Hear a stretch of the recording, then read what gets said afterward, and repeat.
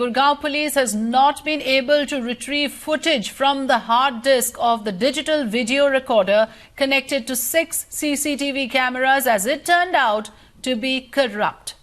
So that's the latest on the alleged rape that took place in the premises of the residence of a Saudi diplomat. Remember, this has become a major controversy, with Saudi embassy not really responding so far to MEA queries on whether they are willing to cooperate on the investigation. The Gurgaon police is investigating into the matter. The 2 women who were allegedly raped repeatedly and kept under illegal confinement have been rescued by the police after an NGO from Nepal intervened. Following that, there have been attempts made to reach out to the Saudi embassy, to understand what their policy would be or what action they would take on the accused diplomat, but no answers coming in there.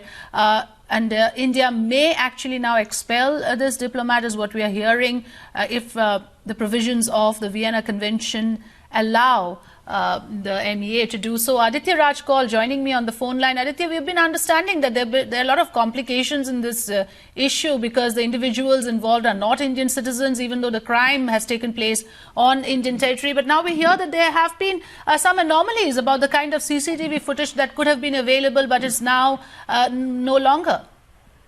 Well, absolutely. Initially, there were CCTV footages that were told by the sources within the Gurgaon police that they were monitoring, in fact, trying to look for many more suspects. In fact, while the primary investigation is surrounding around the diplomat first secretary of the Saudi diplomatic mission in New Delhi, there are at least 7 to 8 other suspects who could be friends of this particular diplomat who were involved in this entire episode. While there is some footage available of the entire raid that the Delhi police made in that posh apartment in Gurgaon, when they were physically stopped and scuffle ensued, but there is no other CCTV footage that is at this moment available.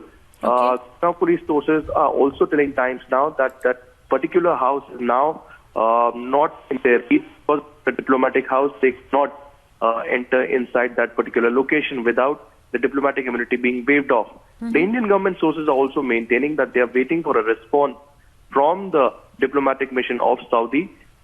Till now, there has been no response. Remember, 48 hours ago, Chief of the Protocol of the MEA had in fact summoned the Saudi envoy, asking him to answer and in fact cooperate with the investigation and waive off the diplomatic immunity. As a harsh step and as a last resort, if there is no response from Saudis, the Indians will have to in fact take a hard step and in fact declare him persona non grata and ask him to leave the mission. Yes, but will that be possible without affecting bilateral relations? Will that be possible within the provisions of the Vienna Convention? And has there been, any kind of progress or any kind of indication that his diplomatic immunity could be waived off?